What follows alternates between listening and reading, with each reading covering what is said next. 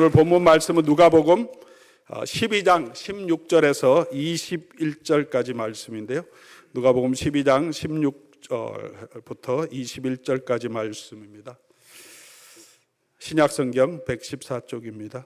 또 비유로 그들에게 말하여 이르시되 한 부자가 그 밭에 소출이 풍성하매 심중에 생각하여 이르되 내가 곡식 쌓아둘 곳이 없으니 어찌할까 하고 또 이르되 내가 이렇게 하리라 내 곡간을 헐고 더 크게 짓고 내 모든 곡식과 물건을 거기 쌓아두리라. 또 내가 내 영혼에게 이르되 영혼아 여러 해 쓸 물건을 많이 쌓아두었으니 평안히 쉬고 먹고 마시고 즐거워하자 하리라 하되 하나님은 이르시되 어리석은 자여 오늘 밤에 내 영혼을 도로 찾으리니 그러면 내 준비한 것이 누구의 것이 되겠느냐 하셨으니 자기를 위하여 재물을 쌓아두고 하나님께 대하여 부요하지 못한 자가 이와 같으니라. 아멘. 송민호 목사님 나오셔서 말씀 전개해 주시겠습니다. 네, 감사합니다. 이번에 사실은 박일영 목사님을 처음 뵈었습니다. 그런데 어제 와서 이제 거의 24시간 넘게 교제를 했는데요. 너무 따뜻하게 환대를 해주셔가지고 한 1년 이상 사귄 것 같은 그런 느낌입니다. 네, 너무 감사하고요. 또 오르뎀 장로교회 꼭 와보고 싶었는데 이번 기회에 와서 또 말씀을 전하게 되어서 큰 기쁨이고 영광입니다. 네, 모쪼록 이제 가을 말씀 집회고 사경회로 모이셨는데 이번 기회에 정말 하나님의 크신 은혜가 우리 성도님 한 분 한 분에게 임하시기를 간절히 축원합니다. 네, 저는 토론토에서 왔고요. 이번 주말에는 토론토와 LA가 특별한 관계가 있는 주말인 것 같습니다. 네, 말씀에 집중하기 위해서 스코어를 안 보고 올라왔습니다. 근데 제가 여기 와서 보니까 로스앤젤레스는 작년에 우승을 이미 해서 그런지 이 길거리에 뭐 전혀 지금 월드 시리즈를 하고 있다라는 그런 사인을 제가 찾아볼 수가 없어요. 그런데 토론토는 지금 난리가 났거든요. 네, 아무래도 시골이다 보니까 하도 토론토 블루제이스가 못해서 저는 게임을 안 본 지가 한 20년 됩니다. 네, 그런데 이렇게 됐다고 하니까 이런 날도 오는구나 이제 이런 생각을 갖습니다. 자, 야구 얘기는 여기까지만 할 거고요. 이제 오늘은 말씀에 집중하도록 하겠습니다. 제가 평소에 존경하는 전 장신대 총장을 역임하셨고 오셔서 이제 미주 장신대 총장을 하셨던 그 서정훈 총장님이라는 분이 계셔요. 서정훈 총장님께서 이제 따님이 토론토 극락교회를 출석하는데 종종 토론토에 오십니다. 그래서 같이 식사도 하고 하면서 참 저는 그분을 존경하고 또 좋아하게 되었는데 하루는 내가 책을 썼습니다 하면서 이 책을 갖다 주셨어요.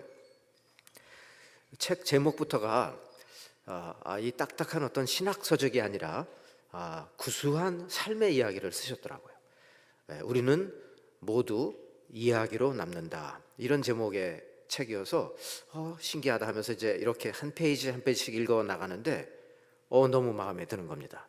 이분이 이제 장신대를 이제 은퇴하시고 난 다음에 LA 오셔서 여기서도 또 은퇴를 하시고 나서 그 다음에 이제 LA의 남가주의 수많은 그 제자 목사님들이 이제 지나가니까 사모님께서는 미리 모든 그 뭐 마트에서 이렇게 세일하는 것들을 다 사다가는 꽉꽉 채워 놓으시고 이제 총장님 제가 LA를 지나갑니다 그러면 우리 집에 오라고 그래서 이제 그 제자들을 다 먹이시고 우리 집에서 자고 가라고 그러고 이제 그런 내용들이 여기 쭉 나와요. 그리고 또 뒷뜰에는 이렇게 새들이 와서 먹이를 먹을 수 있도록 그걸 해놓고 또 그 두 부부가 그 새들이 먹는 걸 보면서 또 사는 이야기.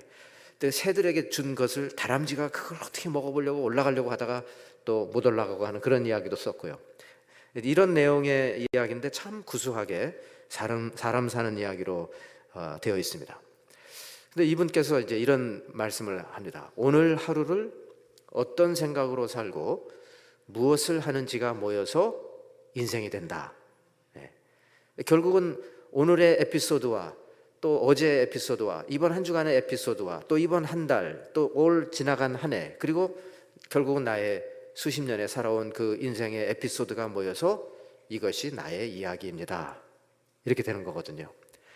제가 한 번은 우리 성도님들한테 좀 한번 자서전을 한번 써보십시오 그랬어요. 그랬더니 어떤 분이 아유 뭘 쓸 게 뭐가 있습니까? 아니요, 우린 다 쓸 게 있습니다. 그랬더니 어떤 여집사님이 저한테 오셔가지고 목사님 용기를 내서 제가 한번 책을 써볼까요? 왜요? 그랬더니 제가 새벽 기도를 하는데 햇빛이 이렇게 쫙 저를 비추더니 제 이름을 하나님이 부르시는 것 같아요. 깜짝 놀라가지고 이렇게 돌아보니까 주위에 같이 기도하던 사람들이 가까이 있는 것도 아니고 정말 이건 누군가 하나님의 음성 같습니다. 아 그래요? 그럼 한번 이야기로 한번 적어보고 이야기를 한번 남겨보시죠. 그랬더니 이분이 정말 용기를 내가지고 한 몇 달 후에 연락이 왔어요. 목사님 책을 다 썼는데 추천서를 좀 써주시겠습니까? 그래서 그 책의 이름이 나의 이름을 부르신 하나님이라는 책 제목이 됐고요. 이 책이 우리말로 이제 출판이 되고 또 영어로도 번역이 되어서 또 많은 분들이 읽게 되었습니다. 한국에서 남편 이제 여기 미국에 유학을 와서 박사학위를 따고 다시 한국에 가서 교수 생활을 하면서 여러 나라에서 온 그 사람들에게 이제 박사과정으로 온 인도에서 오고 아프리카에서 온 이런 사람들에게 복음을 전하고 이런 사람들을 예수의 제자로 삼아서 다시 인도나 아프리카의 나라들로 다시 보낸 이야기들이라든지 또 살면서 아주 큰 어려움에서 고생을 했던 이야기라든지 이런 것들을 다 이제 풀어서 책으로 만들었던 것입니다. 한번 성도님 한 분 한 분 자신의 삶을 한번 돌아보시고요. 만일 내가 한 200~300페이지의 책을 내가 써서 그거 누가 읽을까요? 누가 안 읽어도요. 어쨌든 우리 자손들은 관심이 있을 수 있고요. 우리 한국어로 쓰면 요즘 AI가 하도 발달돼 있으니까 영어로 금방 번역이 될 거예요. 그러면 아마 우리 손주들 자손 대대로 우리 할아버지는 우리 할머니는 이렇게 사셨구나 하는 우리만의 이야기를 남기고 갈 수 있을 것입니다. 중요한 것은 어떤 이야기를 남기고 가느냐입니다. 그러면 나의 이야기는 어떤 이야기고 오늘 이제 말씀 그리고 이번 부흥의 주제 우리는 무슨 이야기 속에서 살면서 무슨 이야기를 남기고 갈 것입니까? 라는 것입니다. 저도 이제 소개받은 대로 작년 말에 은퇴를 했는데요. 쭉 요즘 이렇게 뒤를 돌아보는 시간을 많이 가지면서 느끼는 것이 결국은 나도 지금 아버지의 시작했던 그 이야기의 연속으로 해서 지금 나의 삶까지 이 이야기가 계속되고 있구나 이런 생각을 하게 되었고요. 그래서 제가 제 이야기를 조금 먼저 간증을 좀 해도 되겠습니까, 여러분? 네. 노라고 해도 그냥 하겠습니다. 제가 우리 교회 처음 오시는 분들을 위해서 세교 환영회를 할 때 항상 한 20분짜리 간증을 해요. 그래서 저에 대해서 좀 아시고 제가 어떻게 예수를 믿게 되었고 어떤 쪽으로 관심이 많은지를 보시면 또 설교를 들으실 때 도움이 되실 겁니다 하면서 하는데요. 제가 이제 사실은 저의 인생이 완전히 바뀐 것이 제가 중학교 3학년 때 10월입니다. 10월. 그러니까 한 두세 달만 더 다니면 이제 중학교를 졸업을 하는 거죠. 그런데 갑자기 담임 선생님이 야, 송민호 나와 그러시더라고요. 그때는 이제 한 반에 70명씩 있을 때입니다. 그 앞에 나갔더니 선생님이 지갑을 이렇게 펴시더니 돈을 구워주시면서 너 이거 빨리 택시 잡아가지고 시내에 가서 너 부모님이 특별히 부탁을 한 거니까 내가 꿔줄 테니까 빨리 가서 부모님 만나라. 난생 처음으로 혼자서 택시를 잡아보는 겁니다. 중학교 3학년 때. 그리고 이제 시내를 나갔어요. 갔더니 거기에 형이 저보다 한 살 위인데 고등학교 1학년인데 형도 똑같은 방법으로 거기에 와 있는 겁니다. 그리고 아버지와 어머니가 거기 앉아 계시고 그러니까 아침에 다 각자의 길을 갔었는데 그날 오후에 시내 한복판에 우리가 다 모인 겁니다. 이게 무슨 영문일까? 보니까 키가 훤칠한 서양 분이 우리를 한 바퀴 이렇게 두벅두벅 걸으면서 우리를 돌아요. 이게 뭘까? 근데 이제 그 이야기의 시작은 며칠 전으로 돌아가는 겁니다. 저희 아버지가 한국에서 자동차 정비 쪽에서 일을 하셨는데 하루는 막 반짝반짝한 벤츠가 들어오더래요. 여러분 70년대에 벤츠는 사실 쉽지 않죠. 그래서 주인이 딱 내리면서 키가 큰 서양분이 내리면서 정비를 해달라고 내일 찾으러 오겠다고 그래서 손님 그렇게 하시라고 그리고 이제 아버지가 정비를 하러 이렇게 가보니까 손님은 떠났는데 손님이 지갑을 거기다 놓고 내린 거예요. 그래서 이거 잘 보관했다가 돌려줘야 되겠다 하고 그 다음날 이제 정비가 끝나서 여기 차 가져가시고 여기 어제 손님 지갑 놓고 내리셨습니다 하니까 이분이 그날 집에 가서 지갑을 어디에다 놓고 왔는지도 기억이 안 나고 이게 소매치기를 당한 건지 누가 훔쳐간 건지 뭐 잠을 잘 못 잤나 봐요 그날 밤에. 그런데 그 다음날 아버지가 지갑을 이렇게 막 돌려주니까 열어보니까 돈이 그대로 있는 거예요. 와, 너무 고마워가지고 이분이 느닷없이 아버지한테 혹시 저 카나다로 이민 가고 싶습니까? 그러신 거예요. 그러니까 저희 아버지가 이건 뚱땅지 같은. 근데 이제 그때 여러분 1974년 10월인데 그때 좀 이렇게 사기성 이민 뭐 이런 것도 좀 있고 그랬나 봐요. 그래서 아버지가 누구시냐고 그랬더니 자꾸 물어보지 말고 카나다로 이민을 갈 마음이 있습니까 없습니까 그것만 말을 하라는 거예요. 그래서 아니 근데 그런 걸 왜 물어보냐고 그랬더니 이제 카나다는 당신같이 이렇게 정직한 사람이라면 언제든지 문을 열어놓는다고요. 그러냐고요. 근데 당신이 누구십니까? 그랬더니 내가 카나다 대사관 1등 서기관인데 당신이 가족하고 한번 회의를 해서 이민을 가기를 원한다면은 내가 한 달 안에 카나다로 보내주겠습니다. 그러는 거예요. 그래서 그 한 달이 왜 한 달이냐고 그랬더니 다 폐 검사를 엑스레이를 찍어서 이게 홍콩에 있는 카나다 의사한테 가서 이걸 확인을 하고 돌아오는데 한 달이 걸린대요. 그러니까 내가 내 손에서 할 수 없는 건데 그 외에는 내가 모든 걸 다 처리해 주겠다는 거예요. 그래가지고 그날 저녁에 이제 아버지가 가족 회의를 하자고 하시더라고요. 그래서 네 식구가 앉았습니다. 이제 상당히 중요한 결정을 해야 되는 날이 왔는데 가족 회의를 시작한다. 우리는 민주주의적으로 한다. 그러시면서 카나다로 이민 가고 싶은 사람들 손들어라. 아버지 어머니 저 형 네 식구인데요. 그러니까 이제 아버지하고 형이 손을 이렇게 탁 들었어요. 카나다로 이민 가고 싶지 않은 사람들 손들어라. 저하고 저희 어머니는 조금 소극적으로 뭐 들어보지도 못한 나라고 도대체 내가 왜 친구를 다 놓고 가야 되는지도 모르겠고요. 이렇게 별로 가고 싶지 않은데요 하면서 이렇게 손을 천천히 들었어요. 그랬더니 아버지가 이렇게 보시더니 그러면 우리는 민주주의적으로 결정을 내린다. 우리는 간다. 그러시더라고요.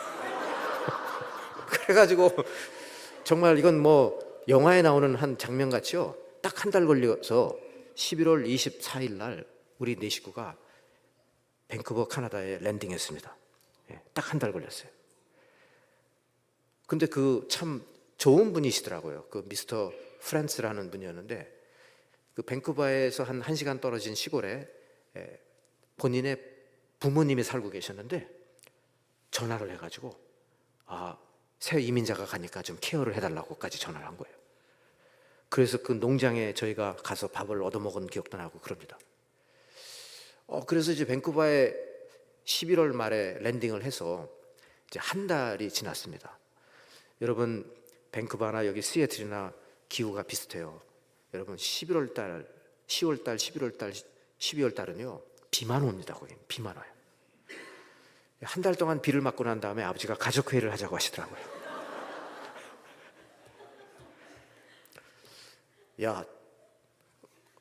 저희 아버지가 이제 그 청진, 함경북도 청진에서 태어나셨는데 청진상고를 졸업하시고 가만히 있으면은 인민군에게 끌려가겠더래요.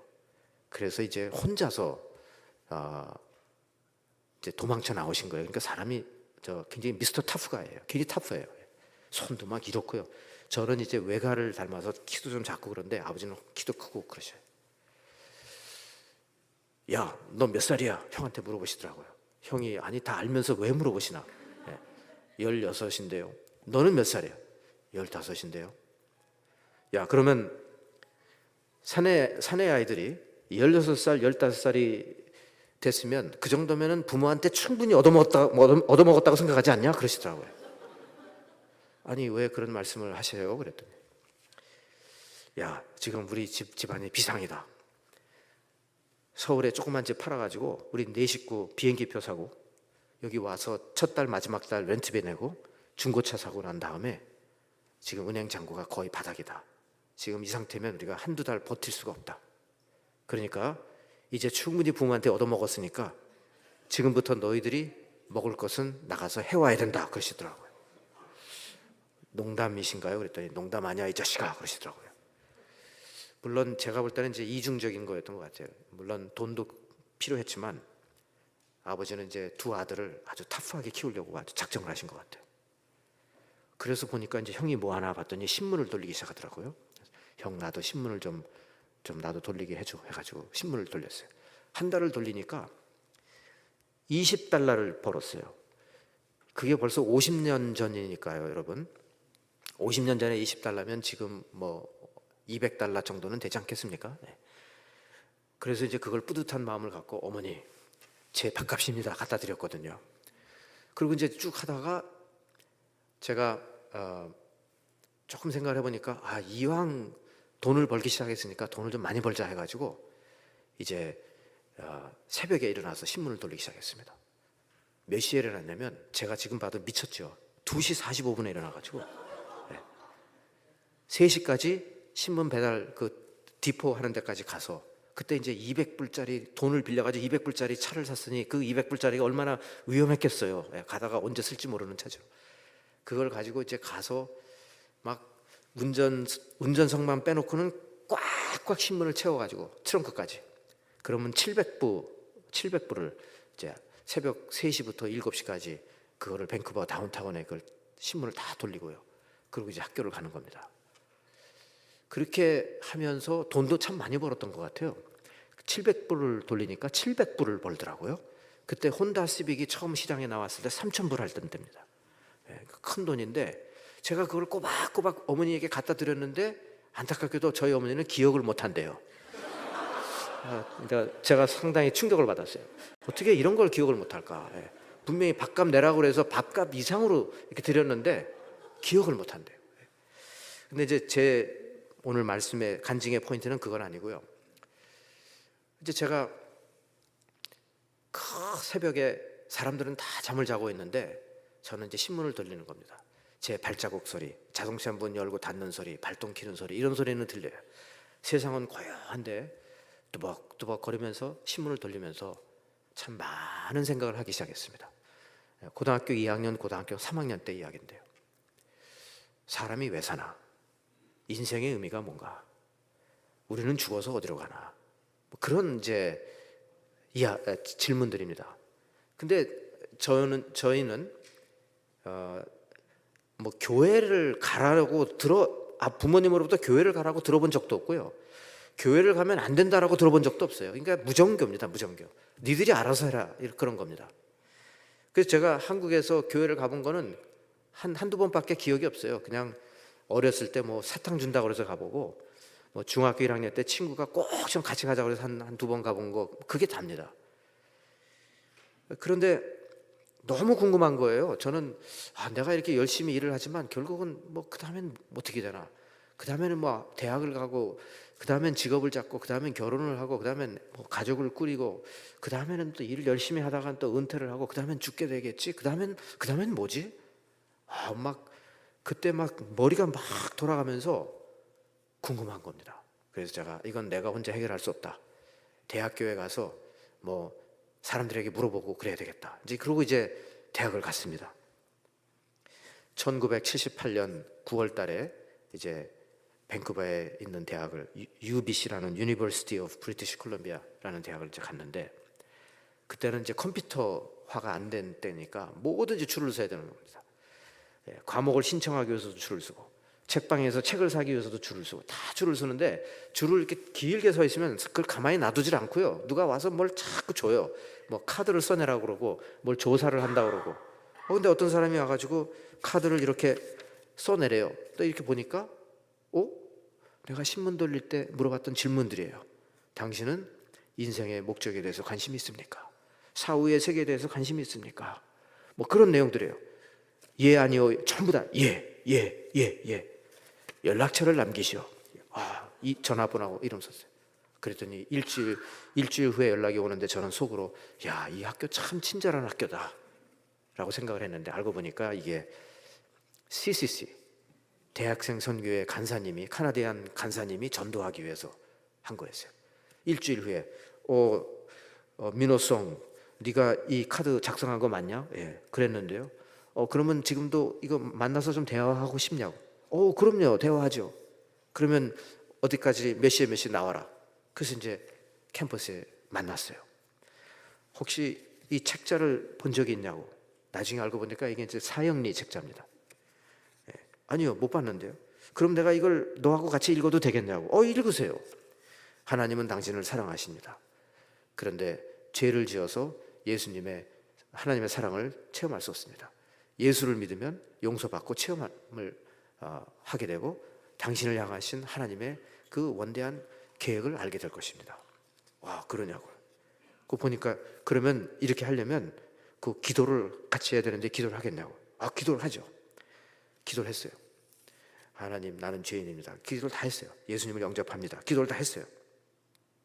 그리고 이제 이런저런 얘기를 하고 그분이 자기 가방을 이렇게 이제 정리를 하고 일어나서 가려고 그래요. 그래서 제가 그분 이름이 라신데 저보다 한 7, 8살 위에. 아니, 랏, where are you going? 제가 물어봤더니 나 만나자고 해서 내가 만났고 내가 복음을 제시했고 너는 기도했고 다 끝났잖아. 난 집에 간다 그러는 거예요. 제가 뭐가 끝났냐고. 난 시작도 안 했다고 그랬어요. 그랬더니 넌 뭘 원하냐 그래요. 그래서 아니, 나는 사실 내가 인생이 목적이 뭔지를 알고 싶고 내가 왜 사는지 죽어서 어떻게 되는지 나 이런 거를 알고 싶은데 이런 건 하나도 안 가르쳐 주고. 그러지 마시고 저를 일주일에 한 번씩 좀 만나 주셔서 내 질문하는 것 좀 답 좀 해주고 그리고 좀 날 좀 잘 인도해 달라고. 이분이 나중에 저한테 얘기를 하는 거죠. 그 얘기를 듣는 순간 자기는 뒤로 돌아서 혼자서 낄낄대고 웃었대요. 세상에 이렇게 물려오는 물고기는 처음 봤다고. 그러니까 이제 전도도 했지만 제가 자청을 해가지고 제자훈련까지 받는 거예요 지금. 그분이 저를 1년을 만났습니다. 만나주는 거예요.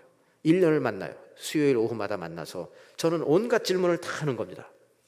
한 달쯤 만났는데 저는 너무 답답한 거예요. 진전이 없는 거예요. 진전이. 라, 내가 정말 괴롭습니다.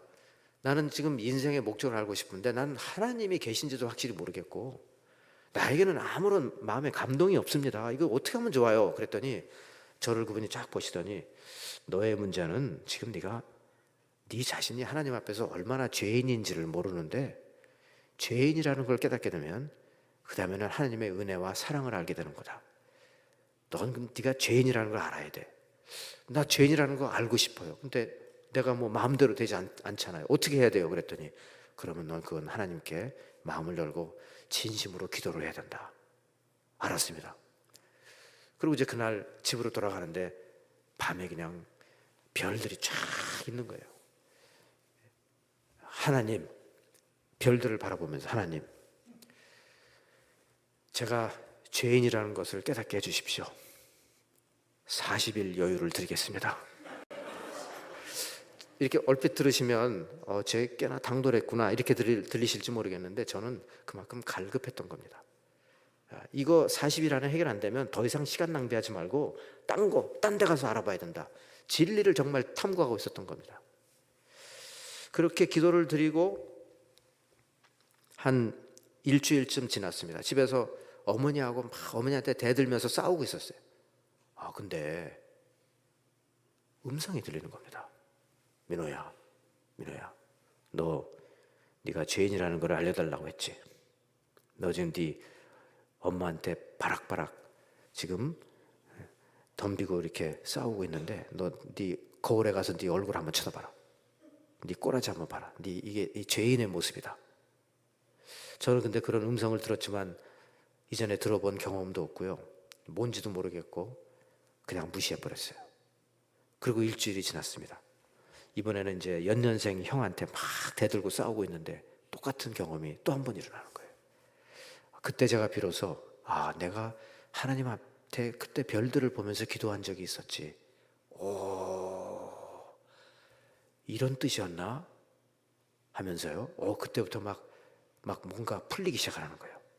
저는 그때까지만 해도 죄인 그러면 남의 물건을 훔쳐가지고 경찰이 와서 수갑 채워가지고 가는 그런 사람인 줄 알았어요. 그게 아니라 이기적으로 네 중심으로 생각하면서 주위에 있는 사람들 힘들게 하고 괴롭히고 바락바락 대들고 싸우고, 하나님에 대해서 겸손히 무릎 꿇고 하나님의 존재에 대해서 배워갈 생각을 하지 않고 이런 마음 자세, 이런 것들을 회개하기 시작을 했습니다. 일단 회개의 마음으로 들었으니까 그 다음부터는요, 성경을 읽는데 성경이 달리 읽혀지기 시작을 합니다. 시편 기자가 주의 말씀이 꿀송이보다 달다는 거를 저는 체험했습니다. 막 이 말씀을 읽는데, 와, 제가 대학교 1학년 때요, 신약 성경을 한 10번 이상을 읽은 것 같아요. 그리고 막 읽으면서 밑줄을 치다 보면 너무 말씀이 귀해가지고 그거를 막 이제 카드에다가 적어서 외우고 막 수백 장을 그렇게 적었던 기억이 납니다. 한 번은 말씀을 읽는데 너무 꿀송이처럼 달아가지고 가다가 쿵 하더라고요. 제가 전봇대에다 머리를 박은 거예요. 그 정도로 막 완전히 심취돼가지고 말씀을 읽고, 그러는 가운데 교회를 나갔는데 성가대에서, 찬양대에서 나 같은 죄인 살리신 주 은혜 놀라, 그 노래를 부르는데 갑자기 제가 주체할 수 없이 막 눈물이 그렇게 나더라고요. 와, 그러면서 그 대원 모두가 저를 향해서 부르는 것 같은 느낌인 거고요. 이 노래는 오늘 내가 더 회개하라고 하나님 허락하신 것이다.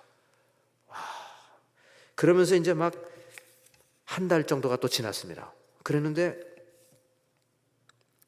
갑자기 제가 이제 누워 있는데 머리부터 발끝까지 손가락 하나를 움직일 수가 없는 이상한 현상이 일어난 겁니다. 이게 가위에 눌린 거는 뭐 제가 그 전에 그런 경험을 해봐서 아는데 그런 게 아니에요. 이거는 아주 고요함 속에서 아무 손가락 하나 움직일 수 없는데 하나님의 음성이 또 들리는 겁니다.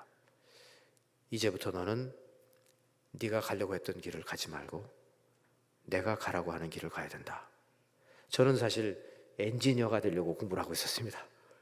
저희 형도 엔지니어 공부를 하고 엔지니어가 됐고요. 저도 아마 그런 경험이 없었다면 지금쯤 엔지니어로 어디선가 일을 평생 일을 했을 것입니다.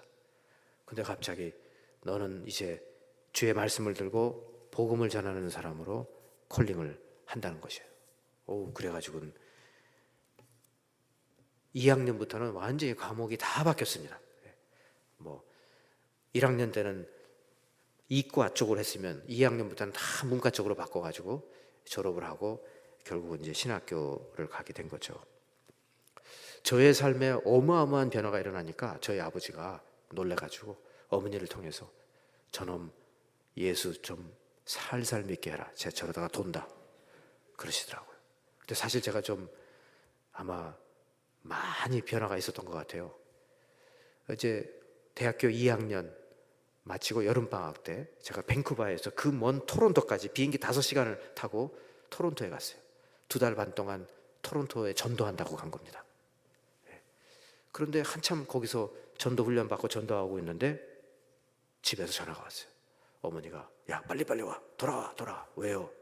네 아버지가 간암 말기 판정을 받았다. 왜? 의사가 그러는데 3개월밖에 못 산다고 한다. 저희 아버지가 결국 3개월만 사시고 48세에 돌아가셨어요. 이민 와서 6년 만에. 그러니까 어쩌면 두 아들을 그렇게 막 타프하게 키웠던, 아마 그걸 본인이 아셨는지는 모르겠어요. 그런데 아버지가 제가 20살 때 돌아가셨는데 저는 내가 앞으로 어떻게 먹고 살아야 될지에 대해서는 한 번도 걱정을 해본 적이 없어요. 왜냐하면 이민 와서 한 달 후부터는 단 1달러도 아버지한테 돈을 받아본 적이 없으니까요. 일체 제가 대학에 들어가서 너무 화가 나가지고 아버지한테 따졌어요. 이건 좀 아니지 않습니까? 그랬더니 뭘 원하느냐 그러시더라고요. 그래도 뭐 대학 들어갔는데 자켓이라도 하나 사주셔야죠. 그래서 자켓을 하나 사준 거를 지금 제가 증거물로 지금까지 갖고 있습니다. 네, 아마 아버지는 이제 그런 타프한 그거를 집어넣으려고 했는지 어쨌든 그렇게 됐어요. 아버지가 돌아가시는데 돌아가시기 한 얼마 전에는 이제 막 복수가 차고 뒤에는 이제 치질이 너무 심하고 하니까 옆으로 새우잠을 잘 수밖에 없고 정말 비참하죠, 마지막 순간은. 그런데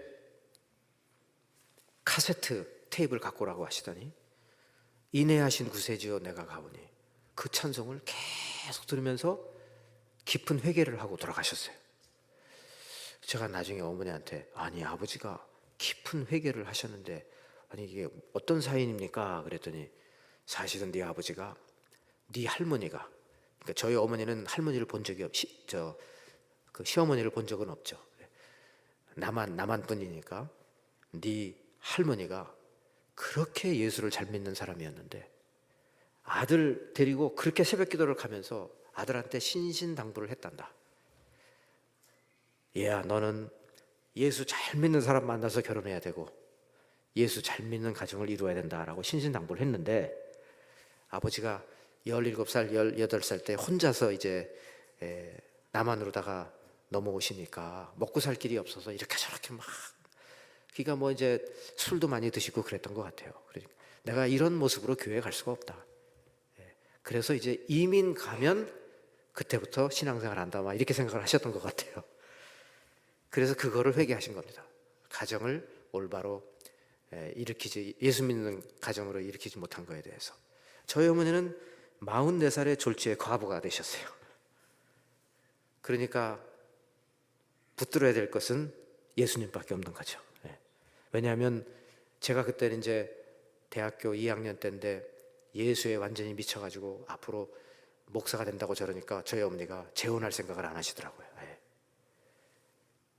한 살 위 형은 정말 세상적으로는 굉장히 잘 나갔습니다.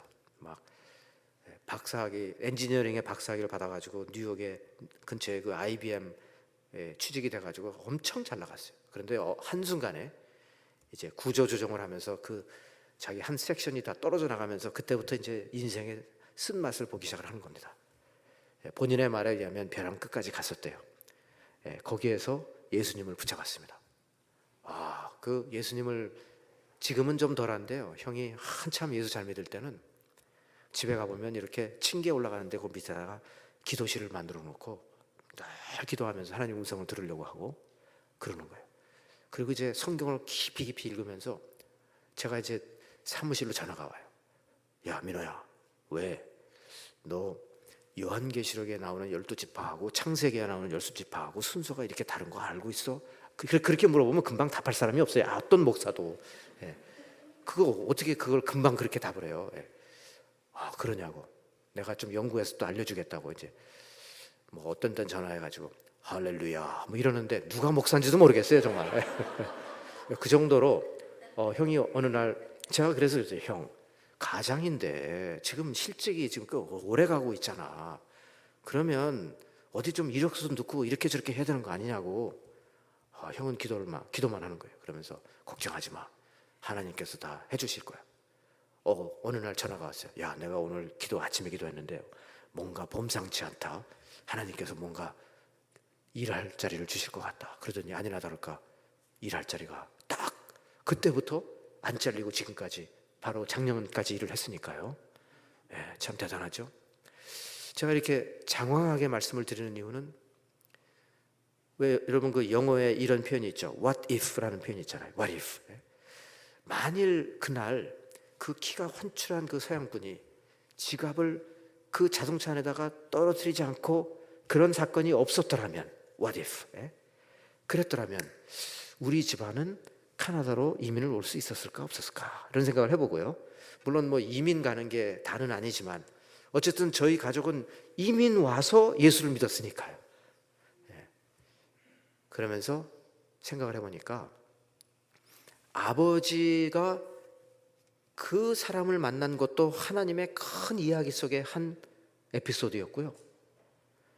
제가 대학교에 가서 예수님을 만나게 되고 어떻게 해야 이 은혜를 체험합니까? 했을 때 저를 도와준 그 라시라는 분도 하나님의 이야기 속의 한 사람이었고요. 결국 이제 제가 신학교에 가서 또 이제 목회자가 돼가지고 여기까지 오게 된 그 모든, 그리고 심지어 지금 오늘 이 순간까지도 그 이야기에 연속이라고 저는 생각을 하고 있습니다. 그 이야기 속에서 지금 살아가고 있다는 것입니다. 여러분 그렇게 생각할 때 저뿐만 아니라 여러분 한 분 한 분도 지금 매우 소중한 이야기 속에서 살아가고 계신 겁니다. 아멘입니까? 아멘이죠. 이것을 우리가 좀 더 간증을 하면서 말로 말하고 글로 써서 남기면서 나는 지금 어떤 이야기 속에서 살아가고 있는가를 생각해야 되는 것이고요. 만에 하나라도 내가 지금 그 이야기에 지금 살아가고 있었는데 잠시 흐려졌어요. 그렇다면 다시 그 이야기 속으로 돌아오는 그런 이번 집회가 될 수 있기를 바랍니다. 자, 그러면 질문을 하겠습니다. 여러분은 어떻게 하나님을 만나셨습니까? 그리고 예수 그리스도 안에서 지금 어떤 이야기를 써내려가고 계십니까? 그래서 믿지 않는 사람들과 어떻게 구별된 삶을 살고 있습니까? 사실 예수 믿는 사람이나 믿지 않는 사람이나 결국은 어쨌든 이 세상을 살아가는 동안은 우리도 다 먹을 거 먹어야 되고 입을 거 입어야 되고 마실 거 다 마셔야 되기 때문에 믿지 않는 사람들과 겉으로 볼 때는 별 차이가 없는 것처럼 보입니다. 하지만 우리의 이야기는 좀 달라야 되지 않을까요? 물론 믿지 않는 사람들도 자녀 걱정하고 사업 걱정하고 건강 걱정하고 또 은퇴 걱정하고 이런저런 걱정 다 합니다. 예수 믿는 사람도 다 비슷해요. 외형적으로는 다 비슷해요. 하지만 우리는 엄연히 신앙 공동체에 속해 있고요. 그렇죠? 예수 믿는 분들과 함께 이 땅에서 살아가면서 우리 안에 역사하시는 그 예수님의 이야기를 이 땅에 펼쳐가면서 살아가는 그런 하나님의 백성이라고 우리는 믿습니다. 그렇다면 과연 지금 우리는 그 이야기 속에서 올바로 살아가고 있느냐라는 것입니다. 일반적으로 이제 미국이나 카나다에 이민을 온 우리 이민자들 보게 되면요, 신앙의 이야기도 있지만 이것과 거의 경쟁 속에서 살아가는 이민 이야기가 있습니다. 이민자들은요, 이민 와서 제일 중요한 게 무엇이냐면 경제적으로 안정되고 물질적으로 풍요로운 삶을 사는 것이 이민자들에게는 상당히 중요한 이야기입니다. 이것을 위해서 우리가 이민을 왔고 말은 자녀들을 위해서 왔다고 하지만 결국은 내 시대에서 이것이 이루어지지 않으면 사실 이것도 큰 가치는 없는 겁니다. 그래서 우리 자녀들도 이런 꿈을 계속 이어가라고 또 교육을 잘 시키고 이 꿈을 위해서 우리는 이른 새벽부터 늦은 밤까지 열심히 일을 하는 겁니다.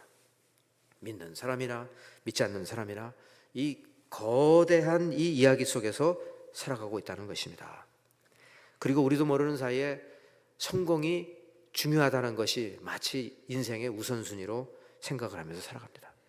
저도 참 요즘 와서요 많이 생각을 해봐요. 제가 딸 셋을 다 키워서 이제 다 시집 갔고 이제 손주도 있고 그래요. 그런데 저는 솔직히 제 동료 목회자들 가운데 그 목회자의 자녀들이 다시 목회의 길을 걸었다고 하면 정말 저는 박수를 치면서 훌륭하십니다라고 저는 말하고 싶어요. 특히 지금 이 상황에서. 왜냐하면 여러분 요즘요 신학교에 신학을 하겠다고 들어오는 사람들이 없습니다. 정말 없어요.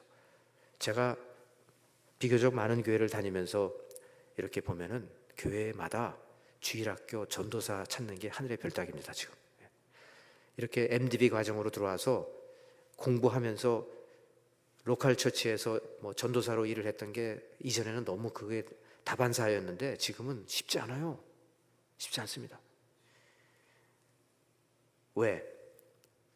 2세들이 봤거든요. 이 길은 가는 길이 못 되는 거예요. 이렇게 갔다가는 삶이 매우 힘들어요. 위태로워요. 그래서 제가 당회하면서도 우리 장로님들하고 많이 이런 부분에서 고민도 많이 했고 때로는 좀 화도 나고 그랬어요. 왜? 그렇게 교육자들 샐러리에 대해서 인색한 거예요.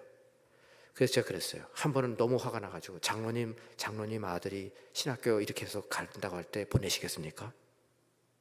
그랬더니 또 그분은 너무 목사님 그렇게까지 하시면 안 되죠. 근데 저부터도 지금은 생각이 변했어요. 지금은 저부터도 한 15년 전만 해도요 야, 이건 우리 애들이 신학을 했으면 좋겠는데 그래도 갈 길이 너무 힘들겠다 이런 생각을 했던 거죠. 아니나 다를까 지금 제 딸들은 어쨌든 자기들 원하는 대로 다 됐어요. 그리고 그 길을 가고 있어요. 그런데 지금 돌아보니까 저는 하나님 앞에 물론 아들들이면은 더 좋았겠지만 딸들이라도 적어도 좀 주의 길을 좀 가는 선교사가 되든지 캠퍼스의 간사가 되든지 복음을 전하는 사람들로 세우지 못한 것이 하나님 앞에 너무 죄송해요. 요즘은요. 특히 요즘같이 그런 사람들이 귀할 때 했어야 되는데 라는 생각을 갖습니다. 그건 뭘 말하냐면요, 그만큼 이 이야기가 풍요롭게 안정되게 살아가는 이민 이야기가 신앙인들에게조차도 이것이 얼마나 압도적인지 모른다는 겁니다. 정말 이게 압도적이에요, 여러분. 못 믿으시는 것 같은데 압도적이라니까요. 정말 우리에게도 이게 엄청나게 압도적이에요. 우리 자녀가 나는 중동에 선교사로 가겠습니다라고 하면요, 부모로서 말릴 겁니다. 야, 그건 미래가 안 보여. 가지 마. 위험해. 그리고 그거 하다가 너 한 10년 하다가 돌아오면 너 뭐 할 거야, 여기서? 살 길이 막연할 텐데 손 벌리고 살 거야? 가지 마. 이렇게 할 거라고요, 우리는. 왜냐하면 우리 안에 들어있는 이민의 성공 이야기가 성경에서 말하는 성경 이야기보다 너무나 압도적이기 때문에 그렇습니다. 압도적이에요. 영어로 표현하면 overwhelming하다는 겁니다. 이것이 지금 우리의 현실이에요, 현실. 그래서 물질적인 풍요로운 삶과 물질적인 성공이 무서운 우상으로 변해 있는 것이 현재 우리의 현실입니다. 우리 어떤 분이 이제 아는 집사님 아들 결혼식에 갔다가 그냥 너무 실망을 해가지고 저한테, 목사님, 저는 너무너무나 실망했어요. 왜요? 아니, 그 집사님이 구역장으로 정말 모범이 되는 분이거든요. 정말 믿음이 좋은 줄 알았어요. 그런데 아들 결혼식에서 믿음의 이야기는 이만큼도 안 하고 말이죠, 이제 그 하객들에게, 오신 분들에게 고맙다고 인사를 하는데 그러더라는 거죠. 믿음의 사람이라면요, 이렇게 정말 우리 아들이 결혼할 수 있도록 인도하신 하나님께 정말 감사합니다. 주례를 해주신 목사님, 또 도와주신 모든 성도님들 정말 감사합니다. 이렇게 시작을 한단 말이에요, 대부분. 근데 이분은 그 회사의 사장님 오셔서 감사합니다. 그 어디에 그 지역 뭐 회장님 오셔서 감사합니다. 그러면서 결국 쭉 그 인사치레를 하더니 결국 뭐냐면 내가 그 정도 레벨의 사람이요라고 말을 하는 거예요. 그거를 듣고 그 옆에 있었던 분이 저한테 와가지고요, 목사님, 우리 제자훈련 그렇게 해서 뭐합니까? 그런 자리일수록 하나님을 더 높여서 믿지 않는 사람들 믿게 해야죠. 그러니까 결국 그 아들 장가 보낸 그분도, 그 집사님도 결국은 이민자의 풍요로운 삶을 추구하는 그 거대 서사가 너무나 압도적이었다는 겁니다. 겉으로는 교회 출석 잘하고 겉으로는 구역장까지 힘들지만 그거를 섬기고 있지만 결국 그 내면 세계에서 중요한 건 무엇이냐면 내가 이민 와서 잘 살고 있는가, 우리 자식들 잘 살고 있는가, 풍요롭게 살고 있는가, 누가 봐도 저분들은 이민 와서 성공한 거야 라고 인정받을 수 있겠는가. 여러분, 우리는 지금 어떤 이야기 속에서 살아가고 있습니까? 이것이 우리가 질문을 해야 되는 것이고요. 이것을 다른 말로 표현한다면, 여러분, 우리는 지금 무엇을 붙잡고 살아가고 있습니까? 전도서 그 다음 슬라이드에 보시면요, 전도서 5장 10절로 12절에 보면 한번 같이 읽겠습니다. 시작. 은을 사랑하는 자는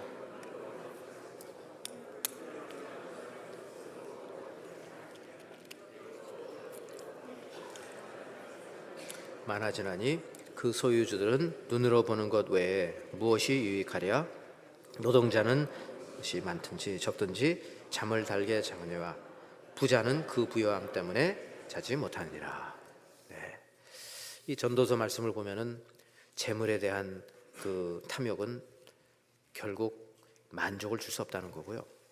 재물이 많아서 우리가 단잠을 자는 것도 아니고 오히려 재물이 많아서 그거 걱정하다가 단잠을 못 자고 하루 벌어서 하루 일하는 사람이 오히려 더 단잠을 잘 수가 있다는 그런 어떻게 보면 아이러니한 말을 하고 있습니다. 자, 그러면 여러분 한번 우리가 이런 질문을 해야 됩니다. 이민 와서 잘 살기 위해서 열심히 하고 풍요로운 삶을 살고 우리 자녀들도 제발 그렇게 살았으면 좋겠다라는 것이 아주 마음속 깊이 깔려 있는데 과연 그렇게 했을 때 우리가 행복할까요? 여러분 이분 누군지 아시잖아요? 한번 제프 베이조스, 뭐 세계에서 거의 뭐 최대 갑부 중에 한 사람이죠. 이 양반이 올해 6월 달에 재혼했어요. 이태리 베니스에서 결혼식 비용이 5천만 달러. 별로 안 놀라시는데 여러분 감을 못 잡으시는 것 같아요. 50 밀리언 달러의 결혼식을 했어요. 어느 정도 스케일이냐면 여기에 인바이트된 하객들이 자가용 비행기를 타고 온 자가용 비행기 수만 90대입니다. 그 정도 스케일로 50 밀리언 달러. 근데 제가 아무리 봐도 그 부인은 전처보다 훨씬 더 못생겼어요. 그 로렌 산체스라고 그 멕시코계인데 정말 눈이 삐었어요. 어떻게 이해가 안 돼. 뭐 그리고 이제 이렇게 돈이 어마어마하게 많은 사람들에게는 50 밀리언 달러는 사실 아무것도 아니겠죠. 그런데 여러분 이분의 전처 맥켄지 스캇 보세요. 훨씬 더 예뻐요 이 사람이. 근데 왜 이혼했는지 모르겠는데 어쨌든 이분은 그 위자료를 많이 받았어요. 여기도 이분도 어마어마한 빌리언웨어입니다. 그런데 남편과는 달리 그 많은 돈을 기부하고 있어요 지금. 어느 정도 기부를 했냐면 지금까지 기부한 총 액수가 거의 20 빌리언 달러가 된다고 해요. 지금까지.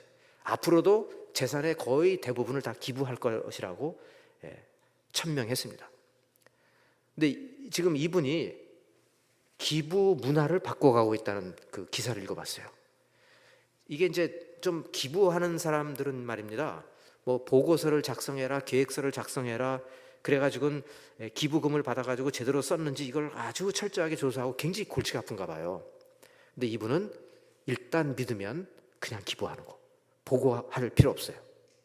그리고 대규모의 어떤 제한 없이 알아서 쓰십시오라는 거예요. 절차도 복잡하지 않고. 그래서 한 예를 들면은 이제 그 집 없는 사람들을 위해서 일하는 그 Habitat for Humanity라는 그 NGO가 여기서 이제 이 펀딩을 받았는데 전 세계 17개국에 지금 수십만 명의 주거 안정을 개선하는 그 일을 했다는 거예요. 그러니까 2,450 단체 중에 하나예요. 그렇다면 그 전 그림 보시면 참 이렇게 아니요 그 전 그림 그 별로 잘생기지도 않은 사람하고 재혼을 하면서 돈을 어떻게 써야 될지를 몰라가지고 결혼식 한번 하는데 50 밀리언 달러를 쓰는 저런 남편보다 차라리 그 다음 사진에 제가 말씀드린 맥켄지 스캇 이렇게 사는 게 멋있는 인생이 아닐까 생각을 해봤고요. 그럼 과연 맥켄지 스캇이라는 사람은 이분은 제가 예수를 잘 믿는지 안 믿는지는 제가 잘 몰라요. 그런데 이분은 뭘 붙잡고 사느냐라고 했을 때 결국 이분은 억만장자답지 않은 비교적 검소한 생활을 하고 있다고 알려져 있거든요. 이분은 내가 다른 사람에게 행복을 줄 때 내가 행복해진다는 것을 붙잡고 사는 겁니다. 관대하게 나눔을 통해서 지치고 힘들어하는 사람들이 일어나고 그 일어나는 모습을 보면서 행복을 찾는 그런 사람으로 살아가고 있는 것입니다. 그러니까 인류에 뭔가 의미 있는 것을 붙잡고 살아가는 거죠. 그렇다면 여러분 우리는 무엇을 붙잡고 살아야 되느냐는 것입니다. 결코 우리는 육신의 정욕, 안목의 정욕, 이성의 자랑 이런 세상의 것들을 붙잡고 살 수는 없습니다. 이런 것들은 다 지나간다고 그랬고 아버지께로부터 온 것이 아니라고 그랬습니다. 이 세상도 그 정욕도 지나가되 오직 하나님의 뜻을 행하는 자는 영원히 거하느니라. 아멘. 그러므로 여러분, 우리는 하나님의 뜻을 붙잡고 살아야 되는 것입니다. 이 땅에 사는 동안 우리는 택함을 받은 백성으로서 어두운 곳에 빛이 되는 삶을 살고 썩은 곳에 소금이 되는 삶을 살아야 할 줄 믿습니다. 그래서 이제 오늘 본문을 잠시 보시고 이제 말씀을 정리하려고 하는 건데요. 오늘 본문에 그 다음 사진에 보시면 오늘 본문에 이제 보세요. 보시면 이 부자의 결정적인 결함이 무엇인가를 생각해 보는 겁니다. 결정적인 결함이 무엇인가? 그는 풍성한 수확을 했습니다. 소출이 컸어요. 그가 불의한 방법으로 얻었다라고 우리가 굳이 생각할 필요는 없어요. 열심히 일했다라고 그냥 우리는 가정할 수 있어요. 여러분, 세상에 풍성한 수확을 얻었다고 해서 이게 절대로 이게 뭐 하나님의 뜻에서 어긋난다 그런 거 아닙니다. 우리가 열심히 일하고 풍성하게 돈을 버는 것 전혀, 저는 이왕이면 우리 성도님들이 열심히 일하고 비즈니스도 잘 돼서 큰 돈을 버시기를 바라요. 열심히 일을 했는데 뭐 사기를 당하고 망하고 왜 그런 걸 우리가 원하겠습니까? 누구도 그런 걸 원하지 않아요. 우리는 열심히 일해서 여기 나오는 사람처럼 풍성한 수확을 얻는 것은 그건 좋은 겁니다. 문제는, 근데 이 사람의 결정적인 결함이 뭐냐? 문제는 두 가지로 보는데, 첫째는 노란 줄 친 겁니다. 이 사람이 독백을 하고 있는데 쭉 내용을 들어보면 말입니다. 자기만 알아요, 자기만. 내가 곡식을 쌓아둘 데가 없는데 어떡하지 이런 겁니다. 좋은 생각이 더 크게 지쳐. 그래서 곡식을 다 집어넣고 이제 나 혼자 잘 먹고 잘 살자, 그런 얘기입니다. 여기 보시면 다 나에 대한 이야기만 나와 있지 너에 대한 이야기는 하나도 없어요. 심지어 가족에 대한 이야기도 없어요. 이 사람은 혼자 사는 사람인가? 내 곡식, 내 곳간, 내 물건, 내 영혼 등등 나에 대한 이야기만 하고 있다 이것입니다. 그러면서 자기에게, 자기 영혼에게 상을 줍니다. 내 영혼아, 수고 많이 했어. 그동안에 풍성한 수확을 거두느라고 수고 많이 했어. 마치 우리가 이제 은퇴를 앞두고 이제 은퇴를 했는데, 야, 너 송민호 너 수고 많이 했어. 이미 나서 생고생했어. 어마어마하게 고생했어. 이제부터는 모아둔 거 이제 다 잘 먹고 잘 살고 풍성하게 살다가 영원히 살다가 안 죽었으면 좋겠다. 100세까지 잘 살아봐라. 이렇게 이제 되는 겁니다, 여러분. 이 사람의 결함, 결정적인 결함, 첫 번째는 나만 생각했다는 거고, 두 번째는요 빨간 색깔입니다. 이 사람의 두 번째 결정적인 결함은 하나님 앞에 쌓아둔 게 없어요. 죽는 순간 이 사람은 이 세상에서 제일 불쌍한 사람입니다. 왜냐하면 그 모아두었던 것은 딴 사람 손에 갈 것이고요, 그 모아두었던 걸로 좋은 일이나 좀 많이 하지 하나님 앞에 갔을 때 좋은 일한 게 하나도 없는 거예요. 왜? 사후의 세계에 대해서는 전혀 관심을 갖지 않았기 때문에 그렇습니다. 그래서 이 사람의 이야기를 책으로 쓴다고 하면 열심히 일해서 돈 많이 벌었고 이제 커다란 창고에, 요즘 말로 말하면 여기저기 다 스탁에 잘 인베스트를 해서 지금은 돈을 엄청 벌어놨는데 아쉽게 심장마비로 가다.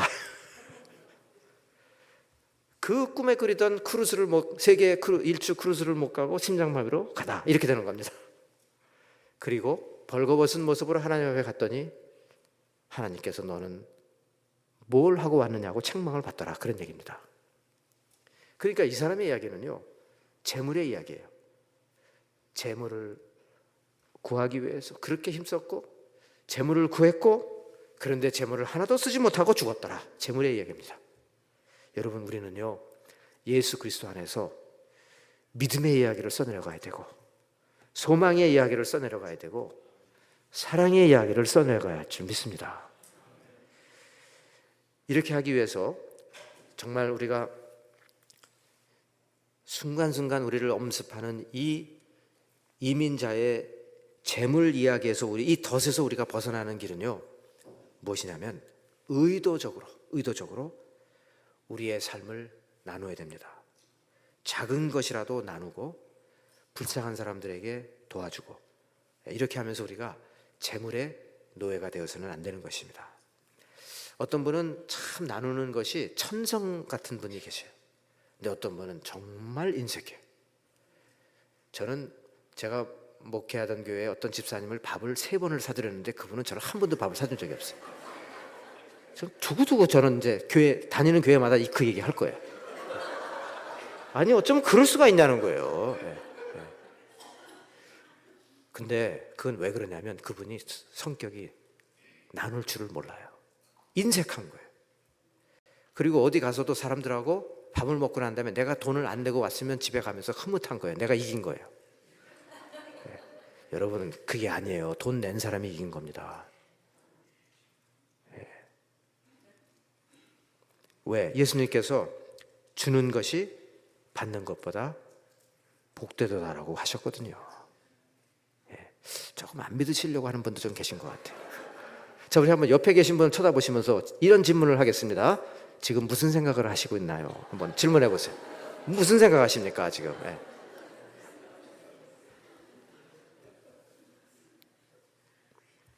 제가 토론토 영락교회 3대 목사로 은퇴를 했고요. 이전에 1대, 2대 목사님, 두 목사님 정말 훌륭한 분들이었어요. 1대 목사님은 12년을 목회하시고 정년 은퇴하시고 난 다음에 러시아에 선교사로 가셔서 16년을 더 하시고 83세에 돌아가셨어요. 정말 훌륭한 분입니다. 2대 목사님은 너무 과로사 비슷한 거죠. 그렇게 해서 이제 51에 돌아가셨어요. 그리고 이제 제가 3대로 끝났습니다. 참 1대, 2대 목사님한테 배울 게 많아요. 근데 1대 목사님 말씀 잠깐 드리면은 이분은요, 제가 태어나서 이렇게 남에게 밥 사주는 것을 좋아하는 분은 처음 봤어요. 제가 토론토 영락교회와 아무런 연관이 없는데도 밥을 2번이나 얻어 먹었어요. 그래서 이제 그 다음 사진에 보시면 저분이신데 가끔 저분이 생각이 납니다. 김재광 목사님이라고요. 이분이 이제 67세에 은퇴를 하시고 그 당시에 레닌그라드라고 불리는 오늘의 이제 성피터스부르크인데 러시아 선교사로 가신 거예요. 제가 1993년에 대학생들을 인솔해서 단기팀으로 갔어요.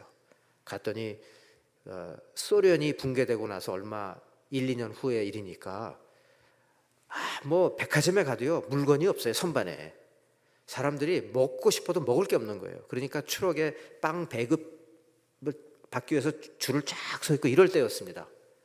막 우중충하고 지금의 러시아가 아니에요. 근데 우리는 이제 토론토에서 거기까지 비행기를 또 막 타고 갈아타고 가고 너무 피곤해가지고 막 새벽에 막 쿨쿨 자고 있는데 막 라면 냄새가 물씬 나는 거예요. 그래가지고 깼어요. 보니까 우리 목사님께서 라면 한 박스를 풀러가지고 대학생들을 그냥 한 솥에 라면을 쫙 끓여가지고 야 신난다 해가지고 우리는 막 그냥 라면을 먹는 거예요. 그냥 먹다가 라면이 안 내려가요. 왜? 제가 막 자책감이 들어가지고 민호야 너는 이놈아 언제까지 인생을 그렇게 살 거냐? 너는 도대체 넌 사람이냐? 이런 막 자책감이 드는 거예요. 왜냐?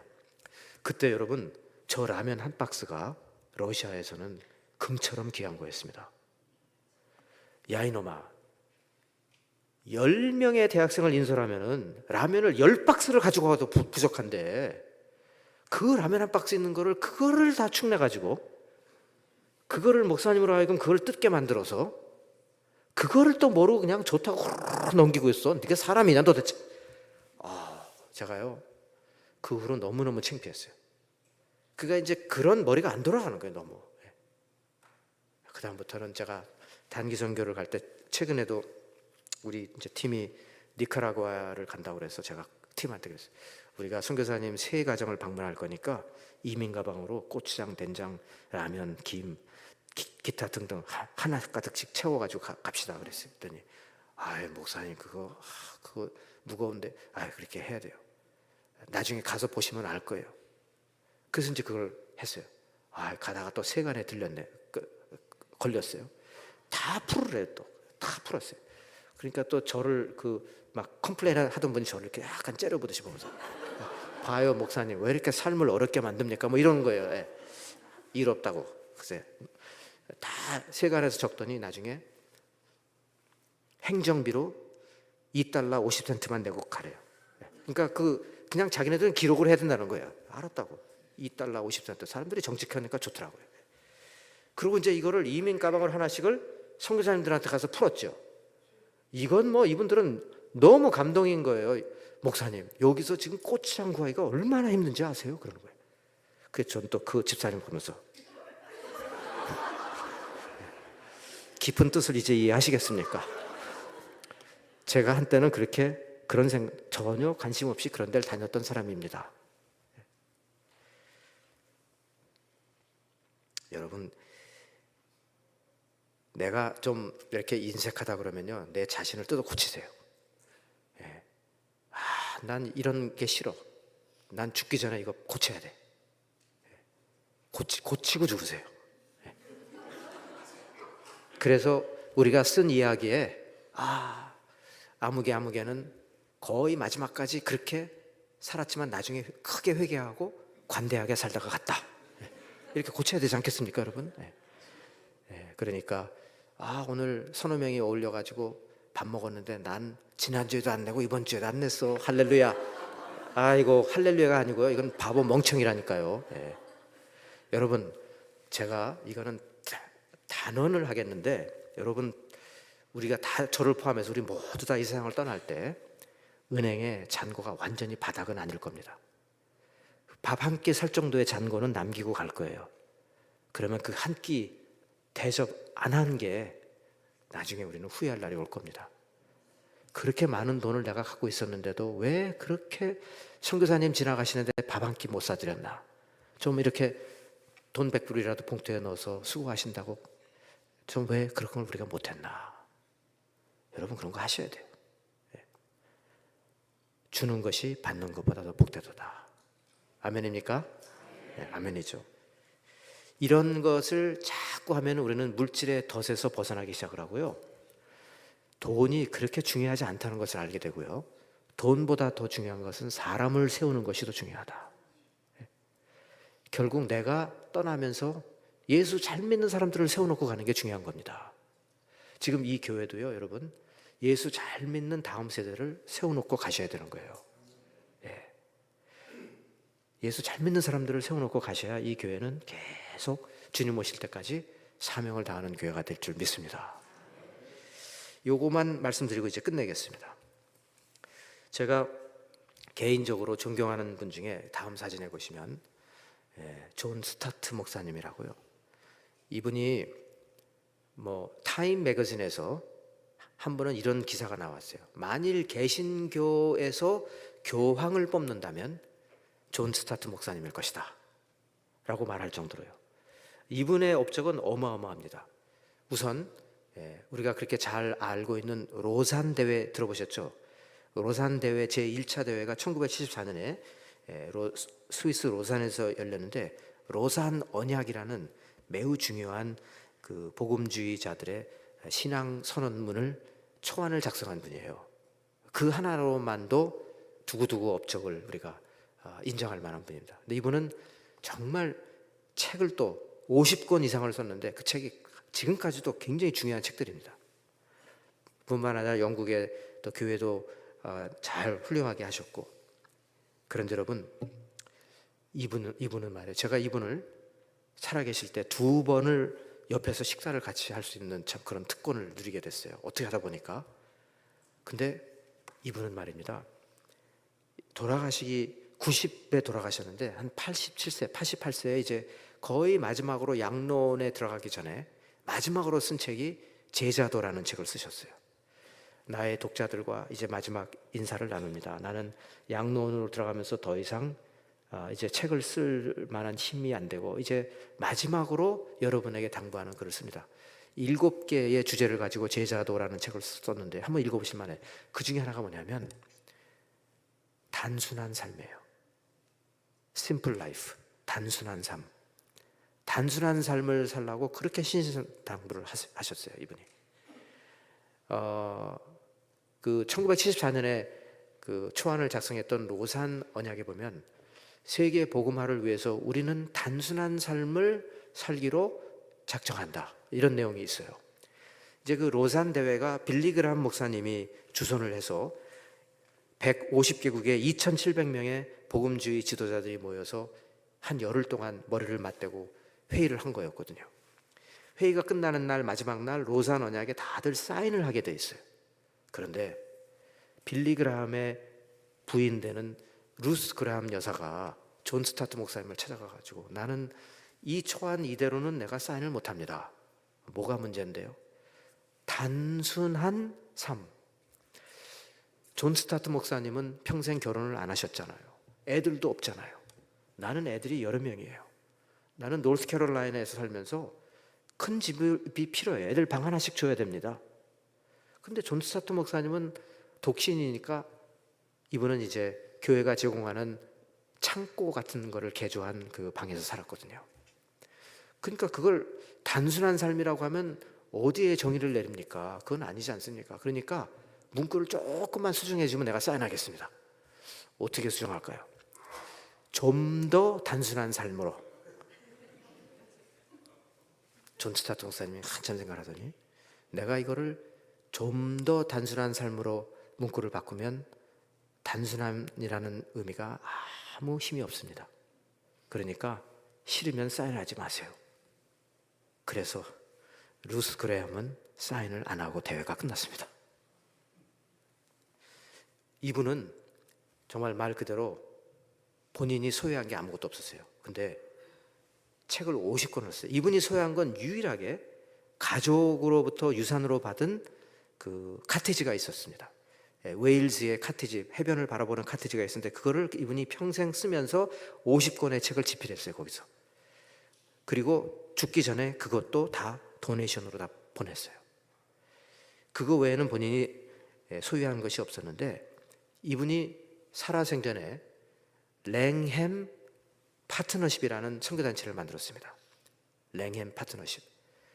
이게 뭐라는 건가 저도 나중에 알고 보니 제가 이걸 몰랐는데 제가 2000년도에 필리핀에 선교사로 갔을 때 이제 ATS라는 신학교에서 가르치는데 보니까 필리핀 교수들의 학력이 뭐 대단한 거예요. 그냥 플로에서 구약학으로 PhD를 받은 신학자부터 시작을 해서 뭐 영국에 가서 PhD 받아오고 와, 그래서 아니 필리핀어들이 어떻게 돈이 있어가지고 이렇게 했냐 그랬더니 존 스타트 목사님의 랭햄 스칼라십 펀드를 받았다는 거예요. 이분은 본인이 쓴 50권의 모든 책의 로얄티를 이 스칼라십 펀드로다가 도네이션을 했고요. 그리고 이제 펀드레이징을 해가지고 제3세계의 신학자들을 세워야 된다는 것이 이분의 이제 지론이었어요. 제3세계의 신학교에 미국이나 카나다나 영국에 호주에 가서 PhD를 받은 성서신학교수, 조직신학교수들을 세워놔야만 앞으로 이 세계 복음화가 또 빨리 된다는 거예요. 그래서 여러분 한 사람을 스칼라십을 줘서 미국에 보내는데 1년에 5만 불씩 책정을 해도요 5년이면 25만 달러입니다. 이렇게 해서 지금 PhD를 받고 5대양 6대주에 안 들어간 데가 없어요. 랭햄 스칼라들이 지금 활동을 하고 있는 사람들이 300~400명이 됩니다. 저를 한번 따라 하시죠. 와, 조금 더 크게 와. 이렇게 해서 5대양 6대주에서 사역을 하는 사람들이 300~400명이 넘습니다. 조금 성의 있게 좀 여러분이 지금 제가 그 신학 우리 목사님은 하고 저는 이제 이 의미를 알고 있어요. 신학을 이제 신학자의 입장에서는요. 이게 왜 이렇게 대단한 건지를 아프리카에 가죠. 뭐 아프리카에 이렇게 우리가 들어본 나라들 가보잖아요. 그러면 거기에 신학교에 영국에서 PhD를 하고 온 사람이 있다는 거예요. 아니 지금은 늦었어요. 이제 그러면 물어보면은 랭햄 스칼라십을 받았다는 거예요. 이분들이 조건이 딱 하나가 있어요. 랭햄 스칼라십을 받고 PhD를 받으면 반드시 본국으로 돌아와야 되고 안 돌아오고 영국이나 미국에 눌러앉을 거면 다 기어내게 만들어놨어요.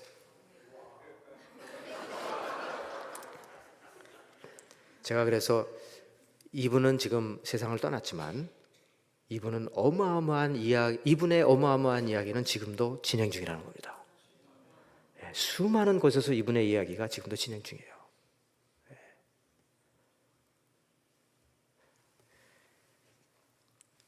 여러분, 우리는 어떤 이야기 속에서 살아가고 있습니까? 우리는 재물 이야기로 끝나면 안 되잖아요. 존 스타트 목사님은 하나님 나라의 이야기를 시작을 했고 지금도 본인은 떠났지만 본인의 혜택을 받은 사람들이 하나님의 이야기를 계속 이어가고 있다는 것입니다. 우리는 믿음의 이야기를 해야 됩니다.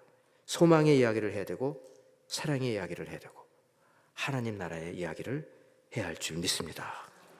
이렇게 거할 때 우리는 하나님께 영광을 돌리는 삶을 살게 될 것이고 우리의 이민의 수고와 노고가 그저 잘 먹고 잘 사는 것으로 끝나는 것이 아니라 하나님 나라를 위해서 무엇인가를 우리도 하나를 하고 하나님 앞에 나아가는 저와 여러분들이 될 수 있기를 간절히 소망합니다. 하나님, 이 말씀 마음에 깊이 새기게 하여 주시고 우리가 무슨 이야기를 만들어가며 무슨 이야기 속에서 살아가는지를 온전히 깨닫고 다시 결심하는 이번 부흥 사경회가 되게 하여 주시옵소서. 예수 그리스도의 거룩하신 이름으로 기도 올리옵나이다.